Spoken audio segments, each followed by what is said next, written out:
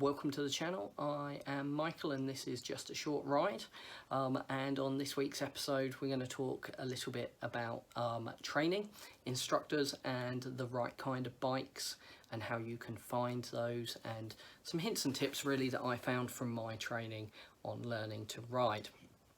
So to get started, I'd just like to give you a bit of a rundown of my experience. So I've been riding for a few weeks on my Kawasaki now. It's end of June 2021, but I did a CBT back in August 2020, and then pretty much immediately bought a fairly new pre-regged Suzuki GSX 125S and was practicing on that. The reason I did that is there was some significant wait time because of COVID lockdowns and backlogs because of that to get my test and my mod 1 mod 2 course booked.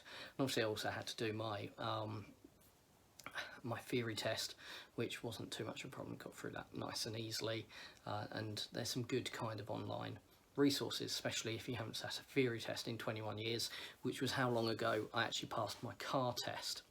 So basically when I was trying to establish who I was going to do my mod 1 course with, mod 1 mod 2 direct access, I approached the people I did my CBT with, and they were okay. They had a bike that was lowered, but the bikes I had were much older, much older. They were because of that they were much heavier, didn't have the modern technology, so no ABS.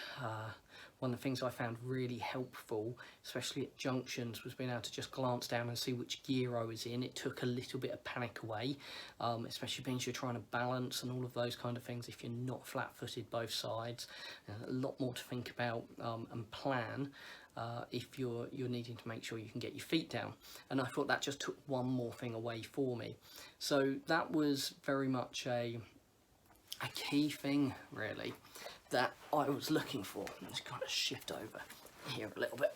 So that was key for me really to have a modern bike. And one of the things that I found is that older bikes were much heavier, 10-15% heavier, which if you're shorter, I mean I weigh in the upper 60 kilos, but again, if you're a female rider and you're shorter, you might weigh in the 50 kilos, you know, and that's going to be like almost 50% of your body weight extra on the bike. That's a big difference, especially if the bike starts to go. Your capability of holding that up is going to be much easier for you to do that. It's going to be much better if you're able to have a lighter bike. Now don't get me wrong, these bikes aren't light. You're not going to be able to pick them up easily. The Ninja 650 behind me here is still 180 kilos, still getting on for 2.5 times my body weight, and going to be double the weight of a kind of fit, healthy kind of 6-footer. So they're not light. But the reality is the more weight you're having added to it, the more difficult it is. And the technologies and the products and everything that's used, the materials that are used now compared to 10-15 years ago, much more, they're just lighter. There's more kind of carbon fibres and things like that. So the things like ABS, being able to see which gear you're in, a lighter bike, all of that was very important to me. One of the other things that I found, and to let you know, I learned on an MT-07 that was lowered. It had the seat lowered. They cut some of the seat out. They'd lowered that as much as they could. They'd also lowered the suspension front and back. I know there's lots of kind of queries over whether you should do that. Lots of videos on don't lower your bike, don't lower your bike, typically by people that are 6 foot tall and saying don't lower your bike. Well, if you're learning, you need to be able to get your feet down. You're not worried about the overall racing performance of a bike. So I would say if you are getting used to riding a bike, even once you've got your license, consider lowering it to give yourself more confidence if you need to. I haven't lowered this. I have got a lower seat on it. it is 2 centimetres lower. It is the seat that was introduced because of the Kawasaki training schools. And again, if you check out my other video, which I'll link to at the end of this, the link is in the description of that, and the part number and all of that, of where you can get it if you've got or considering a Kawasaki, because it doesn't seem to be very well known within the dealer network at the moment. So I was on an MT-07. It was lowered. It was a fairly modern bike. It was only, what, 6-7 months old. It had only done 2,500 miles by the time I left my training, and it was what it was. It was a very powerful, very nice bike to ride. But again, it gave me that confidence.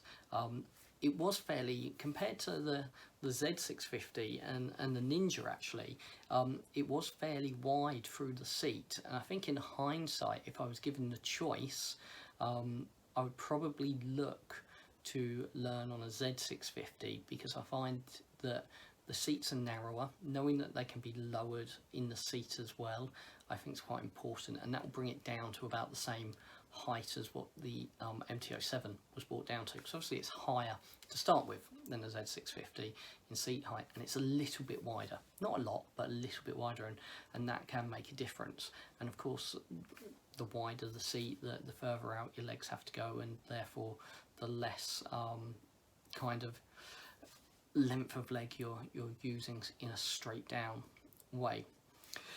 So I was told from a couple of people actually that they wouldn't actually train me, and this is one of the things that I would suggest that you investigate a little bit, that you speak to people beforehand. You go and have a sit on their bikes before you commit to anything. Go and sit on the bikes, and if possible, if you narrow it down to 1 or 2 or even 1, have a test lesson, either off-road.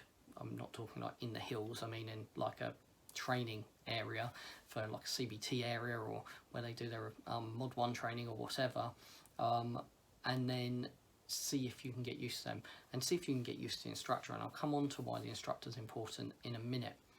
So I was told by someone, they had a Gladius, a Suzuki Gladius. I went to sit on that, fairly low, 785 seat height, same as the Z650. So I thought, well, maybe this could work. But so much wider, I could barely get my feet down anything like I can on this Ninja, and it was really really difficult. And their approach was that if you could not touch the floor, both sides, flat-footed or near as damn it, they wouldn't train you. And this was a company that's actually run by ex-police instructors, riders, whatever their job was within the police. They were riding motorbikes anyway, and that was their approach. They were just hard and fast on it. They weren't interested in training you. And one of them actually said, I don't think you should be riding a bike. I don't think you'll be safe. That's an opinion. It was something that knocked my confidence a bit at the time. Didn't really know how to take that. Spoke to other people. Other instructors also suggested that maybe, even though I'm in my late 30s, can easily, age-wise, fall well into the direct access scheme, maybe I should approach it and only do the A2 license, which would restrict me to 46 brake horsepower. But also most of those bikes are lower, they're much narrower. So if you compare the MT-03 or the Z400 to their counterparts, Z650 and MT-07, much easier to get on the ground. The Ninja 400 is a lower bike for sure. I've sat on one of those, slightly lower. It's much lighter, it's 30 kilos, 25 kilos lighter. Again, they are important. So I can see where they were coming from with that, but that wasn't really the route I wanted to go. And most people I've seen doing their A2 licenses are just doing it on restricted versions of the direct access bikes, because schools typically don't have both of them kicking around, and actually not many people are doing their A2s, from what the feedback I'm getting, in volume wise anyway. Mainly because some of the 125s are so good that it's not worth going on to something restricted A2 for sure, but that's a video for another time. So one of the things that is really important is you speak to the instructors and get an idea of whether they have the right attitude to teach you, for sure. Everyone's going to want your business, although at the moment it's exceptionally busy, so they can be a bit picky and choosy, I guess. But like I came up against, people weren't interested in trying to teach me because it was probably outside what they do day in, day out. It's very easy for them to say, when you put both feet down, you stop, you do this, not having to kind of teach you, well, you're going to put your left foot down, you're going to keep your right foot on the brake, and you're going to need to be really careful that when you put your left foot down, the ground is there, because if it cambers away, you're going to find yourself in a lot of trouble. So you need to be assessing the ground and checking that you don't need to put your right foot down this time, and holding the front brake and all of those sorts of things, and making sure all of the kind of things I have to think about when I approach a junction that someone that's 6 foot doesn't have to. So their attitude towards that.